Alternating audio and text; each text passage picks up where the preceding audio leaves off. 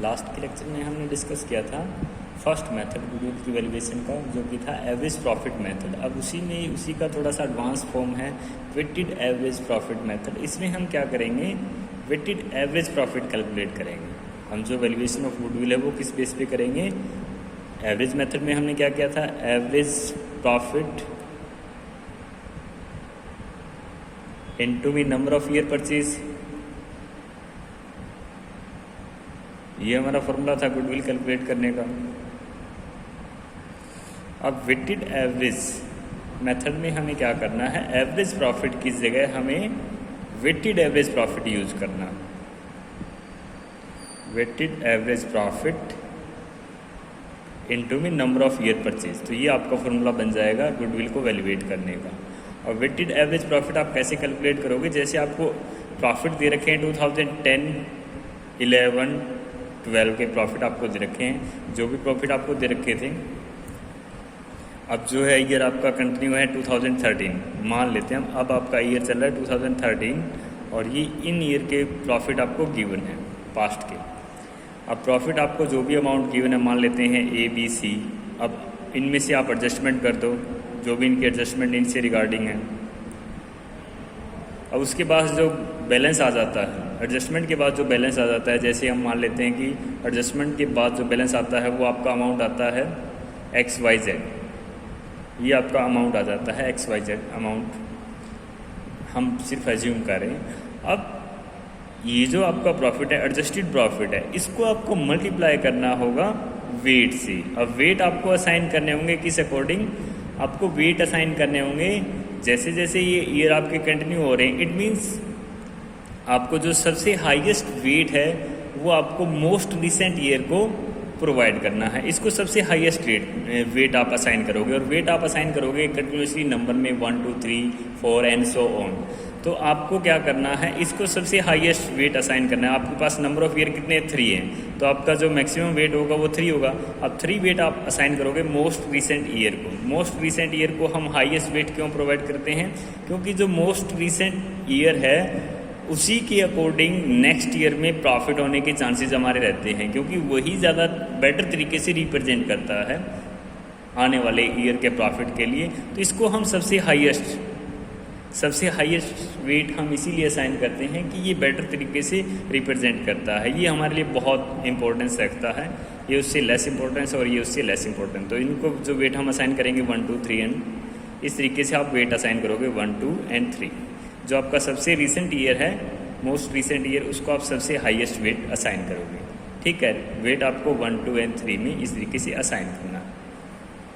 ठीक है, अब यहाँ से आपने वेट निकाला, ये आपका प्रॉफिट है। अब आप मल्टीप्लाई कर दोगे वेट और प्रॉफिट को, आप निकाल लोगे प्रोडक्ट। प्रोडक्ट कैसे निकलेगा आपका, वेट इनटू में प्रॉफिट, इस तरीके से आपका प्रोडक्ट निकल जाएगा। अब जो प्रोडक्ट आया, प्रोडक्ट हम मान लेते हैं इनका आ जाता है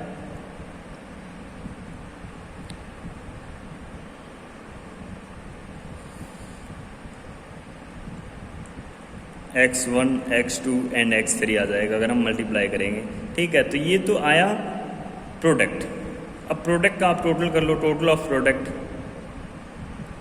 टोटल ऑफ प्रोडक्ट जो आपने किया। अब उसको आपको जो डिवाइड करना है एवरेज कैलकुलेट करने के लिए, वेटेड एवरेज जब आप निकालोगे, वेटेड एवरेज प्रॉफिट आप निकालोगे, तो ये जो है टोटल प्रोडक्ट, इसको आप डिवाइड करोगे टोटल वेट से या सम ऑफ वेट से, या हम टोटल की बजाय लिख सकते हैं सम ऑफ वेट। ठीक है, और टोटल प्रोडक्ट की बजाय भी हम क्या लिख सकते हैं, सम ऑफ प्रोडक्ट। इस तरीके से आप वेटेड एवरेज प्रॉफिट कैलकुलेट करोगे। वेटेड एवरेज प्रॉफिट कैलकुलेट करने के बाद आप नंबर ऑफ ईयर परचेज से मल्टीप्लाई करके आप वैल्यूएशन ऑफ गुडविल कर लोगे। ठीक है, वेटेड एवरेज प्रॉफिट हमें यूज बेसिकली तब करना होता है जब हमारे जो प्रॉफिट हैं वो कंटिन्यूसली अगर इंक्रीज हो रहे हो। जैसे हमारे प्रॉफिट 20,000, 30,000, 40,000 एंड 50,000, इस तरीके से अगर कंटिन्यूसली उनकी टेंडेंसी जो है इंक्रीज होने की है, तब हम क्या करेंगे, वेटेड एवरेज प्रॉफिट यूज़ करेंगे मेथड जो हमारा। या फिर उनकी जो कंटिन्यूसली टेंडेंसी है वो डिक्रीज होने की है, 50,000, 40,000 and 30,000 and 20,000 and so on. ये अगर हमारे प्रॉफिट इस तरीके से कंटिन्यूसली या तो इंक्रीज हो रहे हैं या डिक्रीज हो रहे हैं, तब उस सिचुएशन में हम वेटेड एवरेज प्रॉफिट मेथड हम यूज़ करते हैं वैल्यूएशन ऑफ गुडविल के लिए, क्योंकि इसमें हम वेट असाइन कर देते हैं। अब ये देखो, इस ईयर का प्रॉफिट हमारा पिछले ईयर के कंपैरिजन में हमारा हाई है, अब नेक्स्ट ईयर का इससे हाई होगा, तो इसको हमने सबसे हाईएस्ट वेट दिया है, इसीलिए क्योंकि इस ईयर का जो प्रॉफिट है वो बेटर रिप्रेजेंट कर रहा है नेक्स्ट ईयर के प्रॉफिट को, तो इसीलिए हम वेट यूज़ करते हैं मोस्ट रिसेंट ईयर के लिए हाईएस्ट वेट। और वेटेड एवरेज मेथड आपको यूज़ करना है जब आप टेंडेंसी देखते हो प्रॉफिट में कंटिन्यूसली इंक्रीजिंग की या कंटिन्यूसली डिक्रीजिंग की, तब आप यूज़ करोगे वेटेड एवरेज मेथड। ठीक है, अब इस पे बेस एक क्वेश्चन हम सोल्व कर लेते हैं फटाफट। जैसे आप इलिस्ट्रेशन नंबर 9 देखो, it was agreed to calculate the value of goodwill of firm at 2 year of purchase. आपको ईयर ऑफ परचेज दे रखे हैं 2, the weighted average profit of the past 4 year. आपको weighted average profit method use करना है।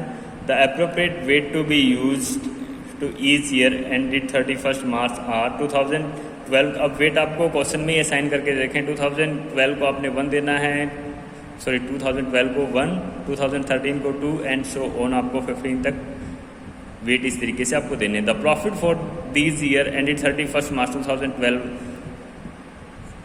के लिए आपको प्रॉफिट दे रखा है 60,000, 2013 के लिए 1 लाख, 2014 के लिए 2 लाख और 2015 के लिए 3,19,800।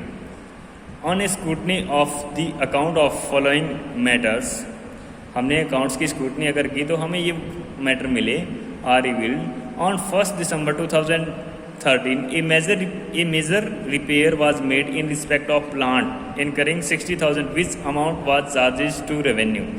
हमने एक मेजर रिपेयर करवाई थी प्लांट की 60,000 की, और उसे हमने as a revenue expenses treat कर दिया, जबकि वो as a capital expenses treat होना चाहिए था, क्योंकि एक मेजर रिपेयर है। तो प्लांट अकाउंट में डेबिट होना था, ये अमाउंट हमने डाल दिया रेवेन्यू एक्सपेंसेस के रूप में, रिपेयर अकाउंट डेबिट हमने कर दिया। अब ये आपको लेस नहीं करना चाहिए था, प्रॉफिट में से आपने लेस कर रखा है, इसको आपको ऐड करना होगा। The paid sum is agreed to capitalize for the goodwill calculation subject to adjustment of depreciation of 10% per annum on reducing balance method। जो अमाउंट पे किया गया था वो कैपिटलाइज करने के लिए यूज एग्री हो गए गुडविल के लिए, जब हम गुडविल की कैलकुलेशन करेंगे। और हमें क्या करना है, subject to adjustment of depreciation of 10% per annum on reducing balance method. हमें 10% डेप्रिसिएशन भी चार्ज करनी है इस वैल्यू पे, जो हमने जो अमाउंट की मेजर रिपेयर हमने करवाई थी, वो प्लांट की जो पहले आपकी अमाउंट थी उसमें आपको ऐड कर देना है, और इस अमाउंट के ऊपर आपको 10% डेप्रिसिएशन चार्ज करनी है। ठीक है, अब उसके बाद नेक्स्ट आपको दे रखा था closing stock of for the year 2013 was over valued 10,000। Closing stock की ओवर वैल्यूएशन हुई है 10,000। To cover management cost and annual charge of 20,000 should be made for the purpose of goodwill valuation. आपको management cost को भी ध्यान में रखना है, जो एनुअली 20,000 होने वाली है गुडविल की वैल्यूएशन जब आप करोगे। ठीक है, तो ये आपको हर ईयर के प्रॉफिट में से आपको लेस करने होंगे। ठीक, अब आप इस क्वेश्चन को कैसे सोल्व करोगे वो देखो। सबसे पहले आप एडजस्टमेंट कर लो, तो सबसे पहले आप कर लो calculation of adjusted profit. Calculation of adjusted profit.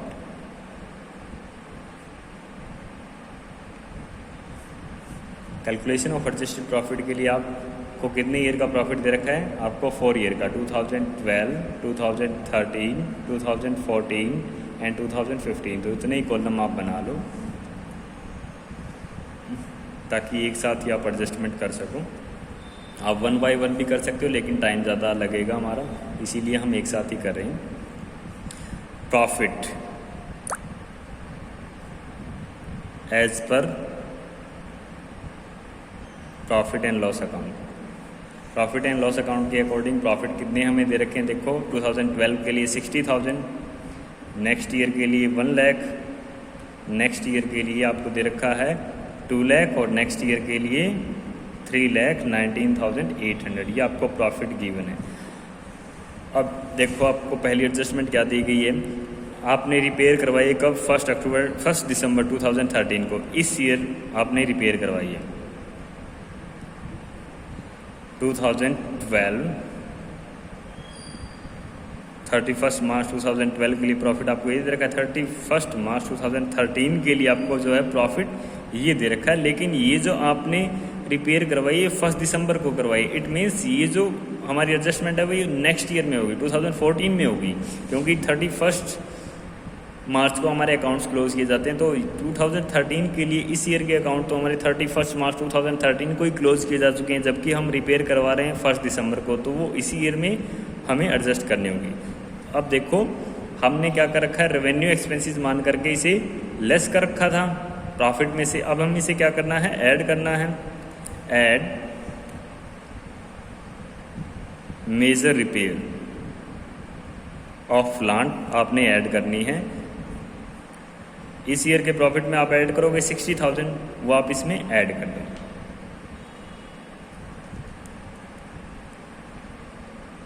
बाकी किसी में आपको ऐड नहीं करनी। इसके बाद जो टोटल आ जाएगा आपका 60,000, 1 लाख, 2,60,000 और 3,19,800। अब उसके ऊपर आपको डेप्रीसिएशन चार्ज करने के लिए बोला जाता है, तो आप डेप्रीसिएशन चार्ज करो। डेप्रीसिएशन पहले चार्ज नहीं की थी, अब चार्ज करनी है आपको, अब आपको लेस करनी है डेप्रीसिएशन। डेप्रीसिएशन अब इस ईयर हमने अमाउंट जो है स्पेंड की थी, तो इसी ईयर से डेप्रीसिएशन चार्ज होगी, तो इसी ईयर के प्रॉफिट में से डेप्रीसिएशन हम लेस करेंगे।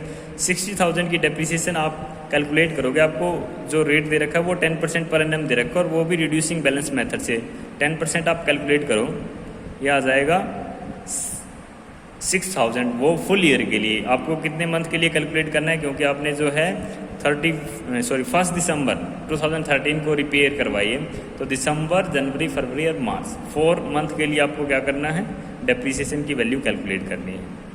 तो यहाँ जो अमाउंट आ जाएगी वो आ जाएगी 2,000। तो फर्स्ट ईयर जो आपकी डेप्रीसिएशन लेस हुई वो 2,000 हुई, ठीक है, 2,000 आपकी लेस होगी। अब 2,000 लेस हो जाने के बाद नेक्स्ट ईयर के लिए जो इस प्लांट की वैल्यू कितनी रहेगी, 58,000। अब 58,000 का 10% डेप्रीसिएशन चार्ज होगी फुल ईयर के लिए, जो नेक्स्ट ईयर हमारा रहेगा वो आ जाएगी आपकी 5,800, ठीक है। ये डेप्रीसिएशन हम लेस कर देंगे। इसके बाद जो आपके प्रॉफिट रहे 2,58,000 और यहाँ बैलेंस रह जाएगा हमारा 3,14,000। अब पहली एडजस्टमेंट हम कर चुके हैं। उसके बाद इसने कहा है closing stock for the year 2013 was over valued. 2013 का जो है क्लोजिंग स्टॉक ओवर वैल्यूड है।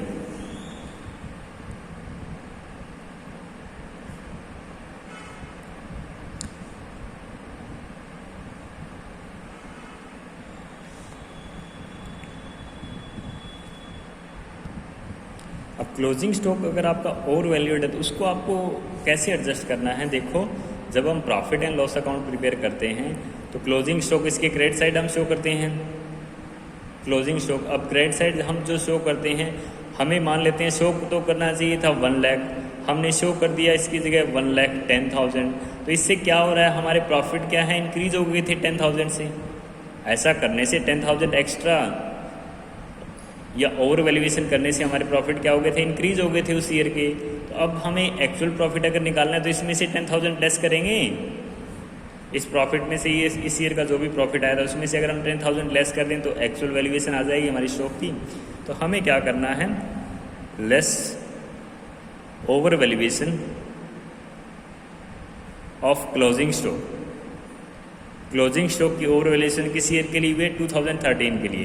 तो अब इसमें से हम क्या करेंगे, 10,000 लेस कर देंगे।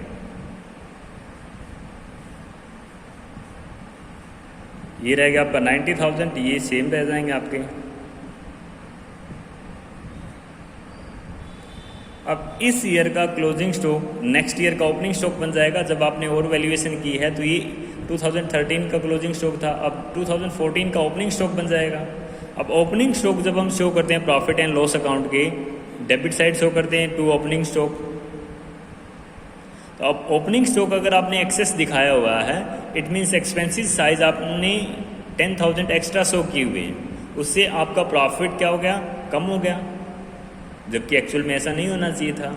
अब एक्सेस में लेस है प्रॉफिट में से, तो अब हमें क्या करना होगा, ऐड करना होगा। तो इसीलिए हम क्या करेंगे, ऐड ओवर वैल्यूएशन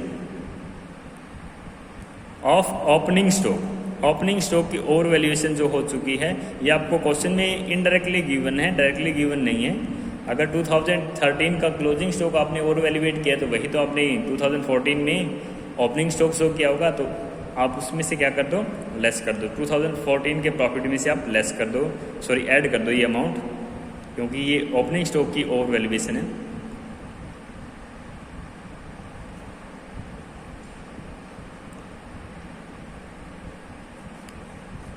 अब इसके बाद जो प्रॉफिट आ जाएगा आपका 60,000, 90,000, 2,68,000, 3,14,000, ये प्रॉफिट है। अब उसके बाद लास्ट एडजस्टमेंट आपको करनी है to cover management cost of annual charges. Annual charges हमारे लगने वाले हैं इन फ्यूचर 20,000 पर ईयर के, तो ये हमें सभी ईयर के प्रॉफिट में से लेस करने हैं। तो अब हम क्या कर देते हैं, लेस एनुअल मैनेजमेंट कॉस्ट,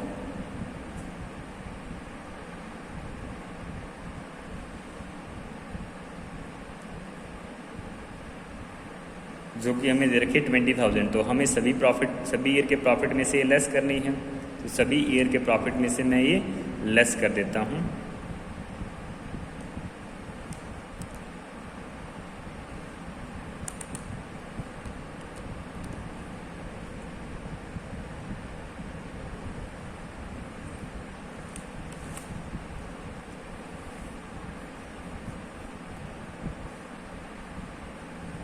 ये आ गया आपका प्रॉफिट 40,000, ये आया आपका 70,000, और ये आया आपका 2,48,000, और ये आ जाएगा आपका 2,94,000। अब ये जो प्रॉफिट आपका एडजस्टेड प्रॉफिट है। अब हमें वेटेड एवरेज निकालना है, तो प्रॉफिट आपके लिए जो आ गया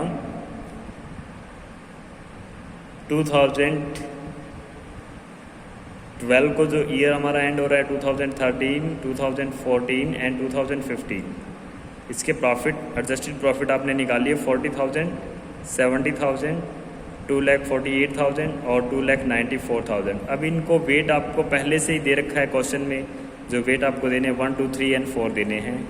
इस तरीके से आपको वेट असाइन करने हैं, जो कि आपको पहले से ही गिवन है। ये देखो 1, 2, 3 एंड 4। अब आपने वेट दे दिया, अब आप निकाल रहे हो प्रोडक्ट। इन दोनों की मल्टीप्लाई करो आप 40,000, 140,000, 1,40,000, और इसको जब 3 से मल्टीप्लाई करेंगे आ जाएगा 6 लाख और 7,44,000। जब इसको 4 से मल्टीप्लाई करेंगे तो ये आपका आ जाएगा 8 और 3 11,76,000। इन सभी का टोटल हम करेंगे, ये आ जाएगा आपका 11 और 7 18, 18 और 19, 19, 20, 21,000, ये आ जाएगा आपका 21 लाख। प्रोडक्ट आपका आ गया 21 lakh, total sum of product.